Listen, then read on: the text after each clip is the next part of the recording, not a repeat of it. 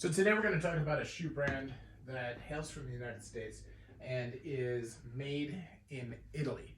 Now, what does that mean? Well, when you decide that you're going to take that big leap and you're going to start your own shoe brand, you need to find a factory that you trust where you can help build designs, build patina, build the things that are important to you as a shoe brand, and execute well so that you can then build stock and actually build out a brand. Now, Michael Baldinger of MB Shoe Doc fame, who is also an Instagram guy and a YouTube guy, decided he was going to go ahead and create a brand on his own, and it's called Michael Darren Shoes.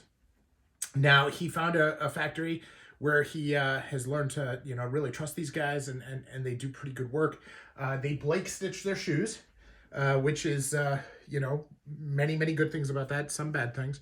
And so he did it. Now, being a patina artist by trade, Mike finds patinas very important in what he does. And so when he created his shoe brand, he created them with really cool patinas.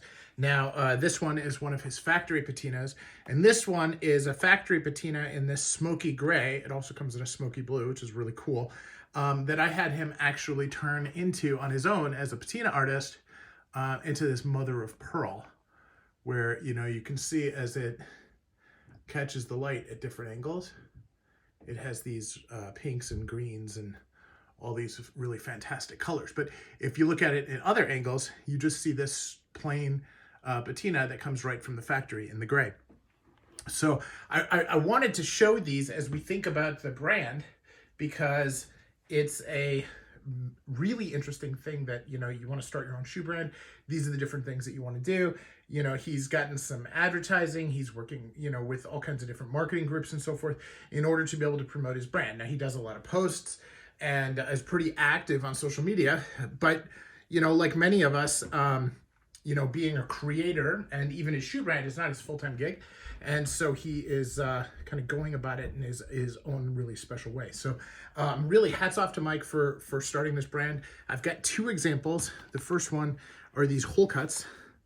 And you could see they've got a bevel on the waist here. It's not very sharp, but they did do it. There, here.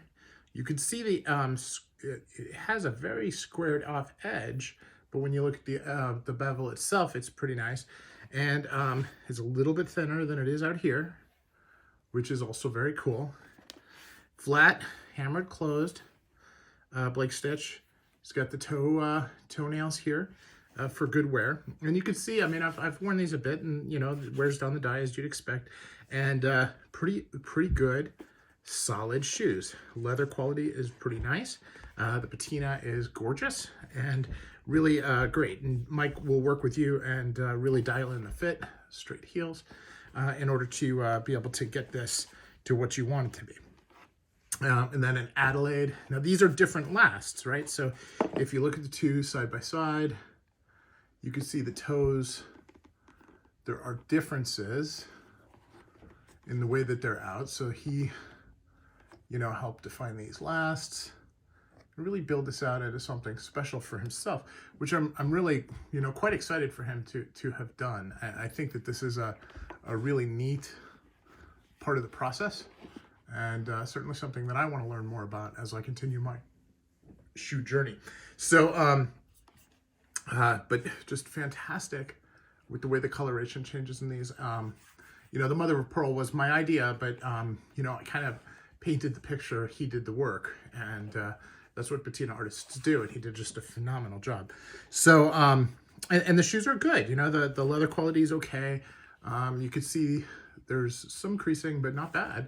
And they fit great, and very serviceable, very good shoes. Now, why Blake stitched versus others? What does it mean?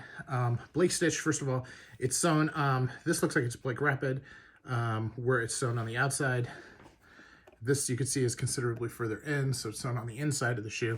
And really what that means is there isn't a welt that is making up for a gap between the insole and the sole. the insole is basically on top of the sole, and that's fine. I mean, there's no cork there.